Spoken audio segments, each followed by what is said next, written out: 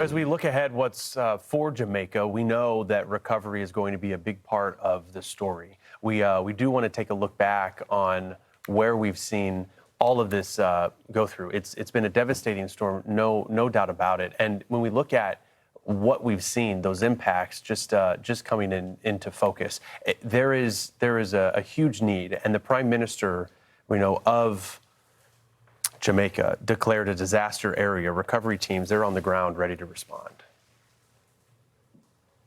We're positioned here ahead of the landfall of Hurricane Melissa, which is happening right now about 60 miles to the west of us. We're ready to respond. We're planning to spend the next few days trying to reach the affected areas. All right, and you were just hearing from a member of Hands and Hearts. It's a nonprofit that's currently on the ground in Kingston.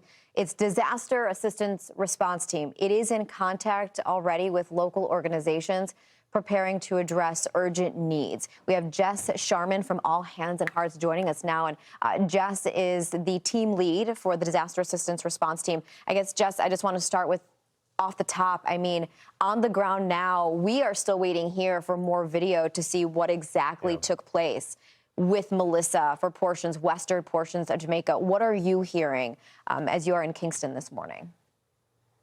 Yeah, so we're hearing that there's been highly devastating impact of this hurricane. As you say, we're currently in Kingston. We're planning on trying to access those affected communities today, but one of the big issues that we're having right now is access to those communities. There's widespread flooding, landslides, and the communities are cut off. So we've heard of devastating effects of hospitals being severely damaged, whole communities submerged underwater, and huge amounts of damage to people's homes. We're expecting the damage to be catastrophic.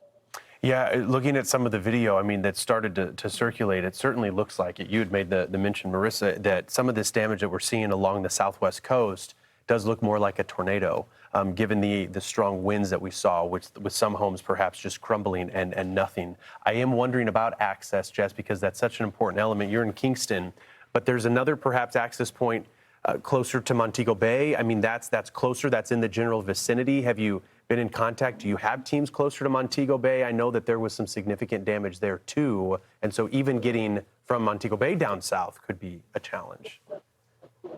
Yeah, absolutely. We just have our team in Kingston at the moment. We decided to stay put here given the sheer size and strength of the hurricane.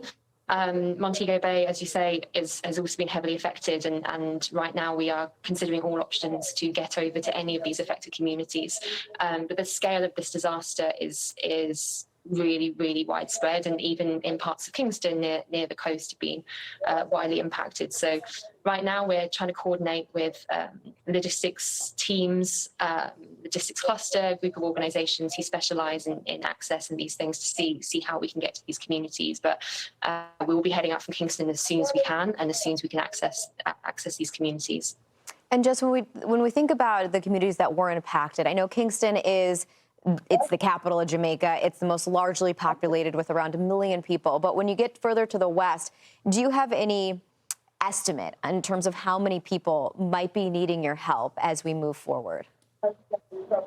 Yeah, it's really hard to say at this point because of the access issues, and also with telecommunications down in a third of the country. We are expecting the number to be in the hundreds of thousands that are in some kind of need, if not more. So it's a huge impact. Really hard to say at the moment. It's such an active disaster, and having only passed later yesterday in the day, there's still a lot of unknowns, but the number will be very large. I mean, even by the estimates of how many people are without power, it seems that you have had power restored in Kingston. I know part of Kingston went without power, for a while. The airport, as we know, is going to be opening up tomorrow in Kingston, so it is good that major hub is okay. Jess, I've done some work with All Hands and Hearts. It was back in 2019 in Puerto Rico following Hurricane Maria. And the thing about All Hands and Hearts, you guys aren't there just for a week or two. I mean, this is a long-term recovery. And given what you know, I know it's limited. Is there a way to measure the scale of damage? Yeah, it's It's really tricky. Something that where our motto as an organisation is arrive early, stay late. So we still have teams in North Carolina following Hurricane Helene, and we stay for years. In some circumstances, as long as we can, because we know that the impact to communities does potentially take that long. At the moment, it's really hard to know the extent of the damage. It will take a long time, and we're prepared to stay as long as we need to and we can to support communities. But this is a disaster that is in its own level in terms of size and scale, and we're ready to go, and we're ready to stay for as long as we can to support communities.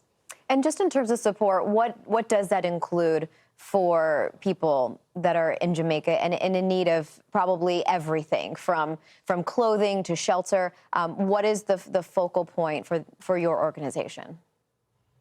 Yeah, so we take the approach of going and speaking to communities individually and seeing what their specific needs are and trying to be flexible to those. But things that kind of model, things that we tend to do is in the initial response phase is look at access to and provision of essential items, whether that's food, water, distribution items, hygiene kits, anything like that. And it looks like we may have just lost that connection with Jess Sharman, disaster assistance response team lead. We do appreciate Jess's time. We are hours out of the morning, right? And getting first light on Jamaica.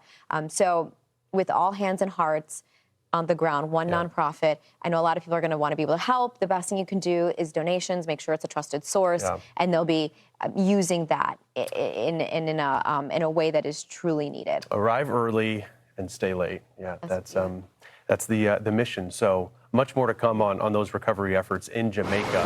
And